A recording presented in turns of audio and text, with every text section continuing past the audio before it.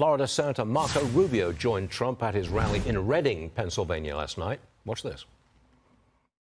The whole country's going to be watching you and what's done here and what happens here, because it's going to determine not simply the outcome of this election, not just the next 4 years in our country, but I honestly and deeply and truly believe it'll help determine what kind of country our children, our grandchildren, and future generations of Americans will inherit. Well, Senator Rubio joins us now on the show. Senator, welcome to the program. Good to have you with us. Good to be with you. Reading, Pennsylvania is over 70% Latino. Do the Hispanics win it for Trump in Pennsylvania? I believe so deeply. Look, I think that one of the things people forget is the primary identity of any American, no matter what national origin you come from or your parents did, is you're a worker, you're a small business owner, you're a mother, you're a father, you're a homeowner, you're trying to get ahead in life. And especially people that have moved to Reading. You know, that's a city that a lot of people moved from all over the country of Hispanic descent because there were jobs and it was affordable. And now it's not. I mean, it's just not affordable. Life is not affordable. Everything costs a lot more. And even if you got a little bit of a pay increase, you got huge price increases. And it's affecting people deeply. And so I watch, you know, some of these rallies and celebrities talking about, well, you know, this is a choice between, we're never going to, last night, Oprah Winfrey talking about this may be the last election you get to vote. These are ridiculous things. Meanwhile, people are really worried. Like, they still got to pay. They just finished paying their bills for last month, and they're already worried about November, and then Christmas, and the holidays are coming up.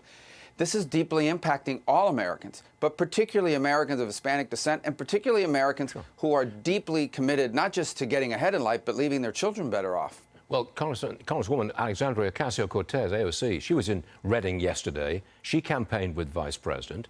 Does her help for the Harris, does it move the needle at all with Hispanics these days? No, I don't believe that at all. And frankly, no, ultimately, any of us that go speak on behalf of these candidates, you know, we're trying to deliver a message, and we're there to help those candidates to deliver that message. But this is we're not talking about a local, small, obscure position. This is the presidency of the United States, the most important political job in the world. And frankly, an administration that's going to determine what life looks like for you over the next 4 years. The bottom line is that the last 4 years were worse than the previous 4 years. Life was more affordable. America was safer and more respected in the world when Donald Trump was president. And people remember that. And that's what they're going to base their vote on. And there is no celebrity, no congressional surrogate on either side that's going to take people's minds off of that reality. And that's why, look, it's going to be close. We know that. People have to come out and vote today. You know, they need to come out. They need to vote. We need to make sure Republicans come out and vote. If that happens, he's going to win Pennsylvania, and Donald Trump's going to be the 47th president of the United States. Your home state, Florida, has recreational marijuana on the ballot today. Mr. Trump has hinted at legalizing it. Where do you stand on this? Well, I oppose that measure. People can already, there's already ways that people can do it in Florida the way our current law stands, but this would go beyond that. Obviously, there's differences of opinion. They got to get to 60%, but I personally don't want to live in a state where this is... Every state that's experimented with this and has done this, I think now has buyer's remorse with regards to it.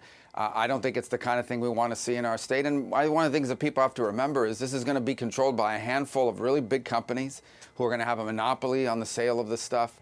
And I just don't think it's good for Florida to pass that today, and I hope it fails. May I change the subject completely for a second? According to the Wall Street Journal, Russia is suspected of a plot to send incendiary devices on planes headed to the United States and Canada. You're on the Senate Foreign Affairs and Intelligence Committees. What do you know about this? Well, I'm not going to comment on it specifically, other than to say that there's no doubt that Russia is trying to impose costs on nations that have been helpful to Ukraine in the fight that's going on there. And they're trying to do it in a way that's deniable. You know, basically, can we go out and can we, create some sabotage opportunity without it being linked back to us? Everyone will know it's them, but that's really what they're trying to do here. We've seen some of that already in Europe, and I think it's just a matter of time before you may see them try to do that. But I think it's indicative of is they are not afraid of Joe Biden, and they are most certainly not afraid of Kamala Harris.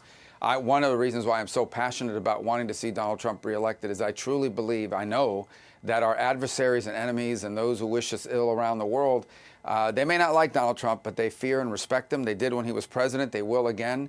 And I think that makes us safer as a country. Senator Marco Rubio, thank you very much for taking time out to be with us today. We know you're busy, but thanks for being here. Thank you, Senator. Thank you. Thanks for having me.